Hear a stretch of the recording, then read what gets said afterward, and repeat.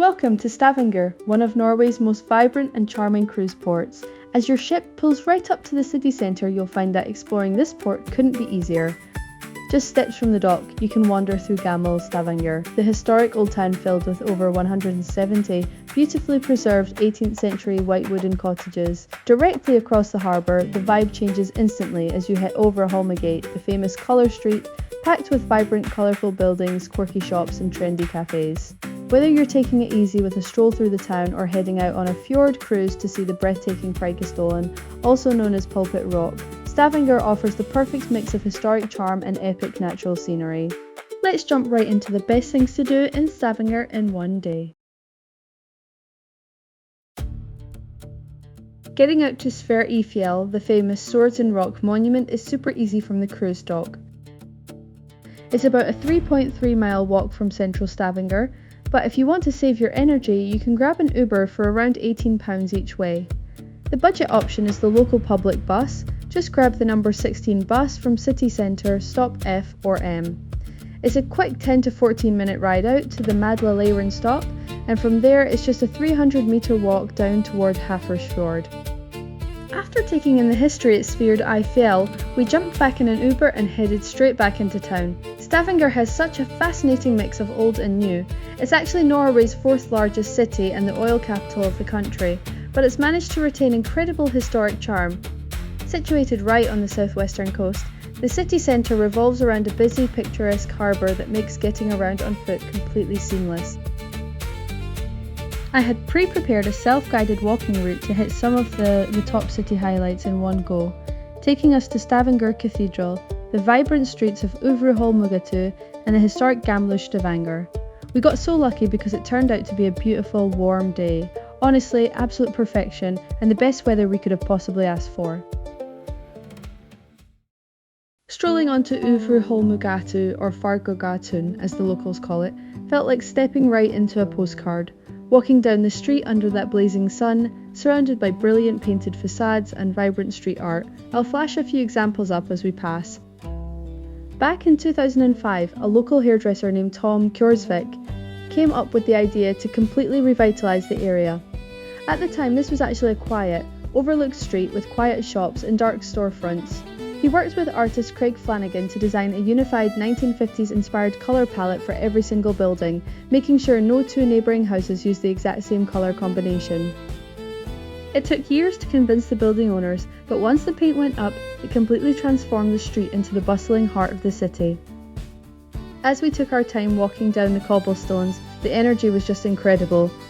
Every building was framed by lush hanging baskets overflowing with flowers, and green planters lined the sidewalks outside bustling independent shops, cosy craft coffee bars and lively restaurants. With the warm weather bringing everyone out to sit at the outdoor tables, the atmosphere was just infectious. Honestly, it is impossible not to smile walking down this street. What I loved most was taking a closer look at the local independent businesses. You do not find generic high street chain stores here. Instead, it is a creative hub filled with local artisans, vintage clothing boutiques, cozy barbershops and unique jewellery stores. The street also has a fantastic culinary scene. As you walk along, you get wafts of freshly roasted coffee mixed with local pastries. By afternoon, the outdoor seating spills out into the centre of the lane, packed with locals and travellers enjoying a cold drink in the sun. If you look up, even the upper stories, window frames and roof trims have intricate contrasting paint designs that make every angle completely photo-worthy. It really is the perfect example of how a simple, creative idea can totally breathe new life into a neighbourhood.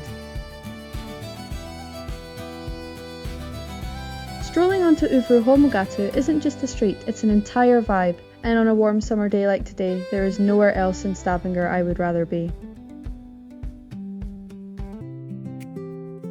After exploring the vibrant colours of Øvre Holmegate, we made our way straight toward Breiavatnet, the lovely little city centre lake that sits just steps from the waterfront. Watching the swans glide across the water under the bright sunshine offered such a peaceful contrast to the colourful energy of Fargegaten. Right on the edge of the lake sits Stavanger Cathedral, or Domkirke. Founded in 1125, it holds the title of Norway's oldest cathedral, amazingly keeping its medieval stone structure intact through centuries of history. If you want to step inside to admire the grand Romanesque arches and stained glass, keep in mind there is a small entrance fee for visitors. But even standing on the elevated grounds outside is well worth the stop. Being perched just above the harbour, the views looking back down over the colourful waterfront, the bustling streets and the ships sitting in the bay are absolutely incredible.